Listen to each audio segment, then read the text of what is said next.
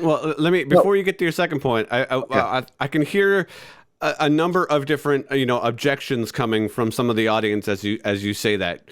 Just one of them would be sure, but we have I talked in my conversation with Chris Date a few weeks ago about child sacrifice to Moloch, even by the chosen people of God, by the Jews, were had kind of fallen into this in a sense. So we can point to, and you're giving examples, Jeffrey Dahmer and Hitler and stuff like that, that thought that those actions were correct.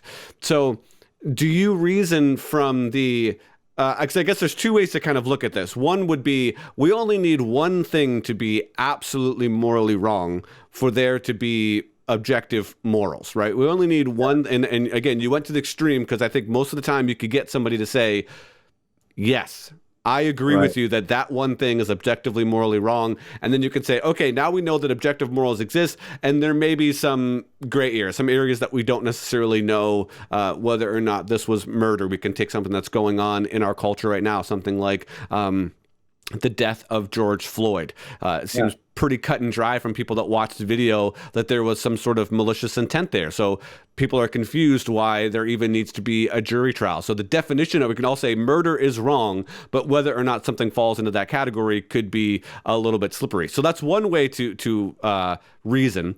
The other way could be, sure, but you have all of these gray areas, then and we're fairly sure that they're all gray areas because we can't come down on an absolute yes or no, is this morally right or morally wrong. So that turns our certainty of murder or, again, torturing babies for fun, as you use an example, on its head as well. So why isn't going from the we agree that a lot of these different things are not morally wrong, so therefore these other, pretty extreme cases are probably not morally wrong, not an acceptable way to go. Did I explain that correctly? I'm trying to kind of pull a bunch of different threads together here. Yeah, I mean, one thing that really stood out to me that you said was there sometimes are some gray areas when it comes to some moral choices that we find ourselves confronted with. I can think of one time in particular where I felt like, man, I only have two options from which to choose, and both of them are bad. And so I was trying to figure out the lesser of evils here. And sometimes we might find ourselves in this situation when it comes to voting for the presidency, for example. We might feel like, wow, we've got two really bad options here. So if that's the case, then you compare and contrast. Say, okay, which one of these approximates closer to objective reality, closer to objective moral truths? Which candidate would be better, right? Even though they're both bad. Yeah. Sometimes we find ourselves in those positions. But also, like you said, all you need is one example. All you need to find is one example of something that is objectively right, wrong, good, bad, fair, or evil, apart from subjective opinion. And as soon as you got that, then you can make your case for purpose, for objective purpose, and I think ultimately for God's existence. So, this reminds me, not long ago, this was before COVID, and I'd go to the Berkeley campus, at least a couple weeks a year, a couple different trips a year, usually before COVID, and hopefully that starts up again soon. And I love to have conversations with the students on campus and the professors. And we were talking about objective morality. And I was talking to a philosophy student who said that there was a couple students here. And one of them said, no, there is no objective purpose in life. We got to make that up. He said, there is no objective morality. We got to make up our own morals. And you can have your truth and I can have mine. And then really his view was might makes right. Whoever, if I can get more people to agree with me, then I win. Yeah. Right. I get more power, and that's where things get pretty scary. You'll see, I think it was Chairman Mao who once said that, what is it? Power is found through the barrel of a gun or something like that. Might makes right is what you get. Yeah. And I asked him, I said, okay, well, engage. He's a philosophy student. Philosophy So I major, said, well, yeah. I said, do a thought experiment with me. And I said, what if Hitler would have won World War II? I said, is that logically possible? Could he have won World War II? And he said, of course he could have. Yeah. And I said, okay, then what if he went and he killed and or brainwashed every single human on the face of the planet that disagreed with him? So now 100% of all humanity agrees with Hitler's actions and praises him as a moral hero. Would Hitler still be wrong? And he said, nope. He wouldn't be wrong with what he did. More people would agree with him. Now, his friend took a step back, who was previously agreeing with him. He took a step back and he starts shifting his feet around. It seemed like he was looking at his shoes for like 5 minutes.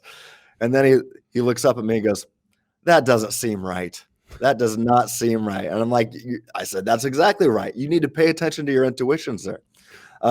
We have more of a connection with the moral fabric of the universe than we do with the physical fabric of the universe. And that physical fabric, that connection with the physical universe is very strong, right? So I don't know if I'm answering your follow-up question there. No, that's good. I mean, I think something that will help, kind of bring this into focus a little bit more is in your article, you give an example about the Wookie, Chewbacca, in the Star Wars films. Man, lots of movie references today. We got Matrix, we got the Star Wars films. Yeah. Basically saying something, right, in his, language that he does, right? And it conveys meaning to Han Solo, right? So in that sense, create this connection between, going back to kind of where we started, between words being subjectively understood but having objective meaning, and how that's not the same as kind of our social construct of morality, right? Because again, that's the contention between the conversation I was having. Why does the Wookiee saying something, even though it's a different language, or we say something in German that's in your article, why is that not just in the category of subjectivity? Well, okay. So here's a question. Should I answer that, or should I give you my second point? Well, answer that first, and then let's go to your second point, because I think they'll relate to each other. Yeah. All right. Cool. So let's talk about Star Wars and do a Wookiee thought experiment. So think about Wookiees and Chewbacca in general. Wookiees, they don't seem to communicate with words, right? I mean, make your Chewbacca noise again. That was pretty good. That's my best. That's my best. I'm gonna ask you to do that again for me. So Wookiees. I mean, some Star Wars nerds are gonna get online here and say, yeah, they do have their own words. I'm like, okay, just thought experiment, right? They don't seem to communicate with words. That seems to be some kind of a growl or something. I don't know what it is, but Wookiees are brilliant, right? They're intentional agents. They're rational animals like humans are. So if a Wookiee who doesn't seem to communicate with words invents X, all right, he invents X for a particular purpose with an intent and according to a design plan for which it is supposed to be used to accomplish a specific goal in mind of the Wookiee inventor. So Chewbacca might subjectively refer to X as, make your noise again. I love it. It's getting worse and worse. Hopefully it'll get better. But Han Solo, right, he might refer to X as a bowcaster, right? That's the crossbow kind of thing that Chewie carries around, right? Yep. So either way, the purpose of X remains the same no matter what words are used or not used. So even in a world where words didn't exist, there still remains a purpose, an objective purpose to the X, right? Even if words didn't exist, there's still the X was still created on purpose and for a specific purpose, no matter what words are used or not used, right? So now the purpose of the bowcaster, if I'm going to talk about it in English, is to blast stormtroopers, right? To blast the bad guys. But even if words didn't exist, so I can express that in English, there's still a fact of the matter that remains. the Wookie created the bowcaster, or X, on purpose and for a specific purpose. No matter what words are used to subjectively describe the objective purpose of X. So Right. that's what I'd say about that. Okay, so try to lay out now your second point, because I think that was a good kind of insert there. So let's go ahead and jump to your second point there. All right. So the first point of knowing that there is an objective purpose and that there is objective morality in the universe and in our lives is to pay attention to our direct acquaintance and our intuition and just the fact that we know that Hitler was wrong, that we know that Jeffrey Dahmer was really wrong no matter what anybody thinks, that we know that torturing a toddler for fun is really wrong no matter what anybody thinks. That's the first one. Just pay attention to reality. But the second way to know that there is objective purpose to life, and I think this gets rid of a lot of the gray areas, is maybe not all of them, but it gets rid of a whole bunch of them. The second way to know objective purpose to life is because we have good reason to think that God exists and that God created humanity on purpose and for a specific purpose or purposes. And we also have a good reason to believe that God raised Jesus from the dead. And we've got historical evidence on this. I recommend, the work of Mike Lacona, if you want to go deeper into this, looking at how he uses the historical method, the same historical method that we use to prove things about Abraham Lincoln or George Washington or Alexander the Great or Julius Caesar. Yeah, right? Mike was on my show, so I'll leave a link in the description to that interview with Mike, and he lays out a lot of those things. So that's a perfect reference. Good job. Right.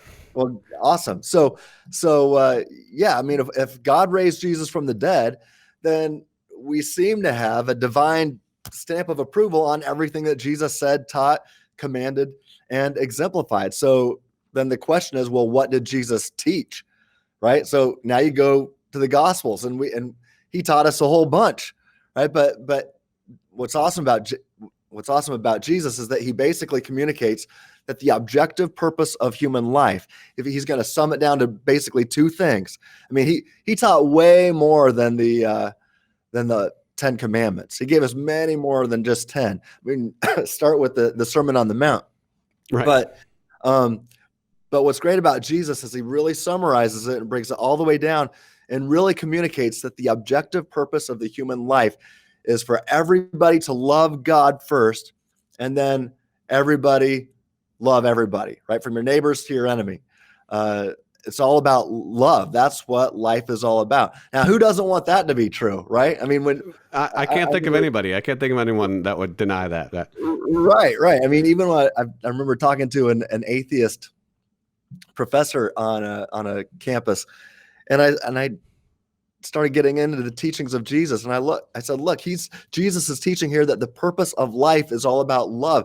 You are called to love everybody, and everybody's called to love you. Don't you want that to be true? And he goes, well, yeah. And because he seemed to be very hostile to the idea of Jesus prior to that. But here's what happens. Jesus also taught us exactly how we ought to love and how love looks and how we ought to behave and what things we ought to avoid, and that doing some things are actually unloving, even when we subjectively feel like they are loving. So that is to say that Jesus taught us exactly how to love. Everybody likes the idea that we're supposed to love everybody, but not everybody likes how Jesus taught us to love, or what love should look like. So anyway, we've got direct acquaintance with the objective moral universe, and we've also got revelation, divine revelation. So if God created humanity on purpose and for a specific purpose, then there are objective facts about humanity, irrespective of the subjective opinions from humanity or the words used by humanity to describe these objective facts. Well, I hope you enjoyed that clip of the conversation that I had with Dr. Tim Stratton. If you're interested in watching the entire conversation that I had with Dr. Stratton, you can go ahead and click here. As always, if you are dealing with deconstruction, I would invite you to subscribe. Thanks. We'll see you next time on Dealing with Deconstruction.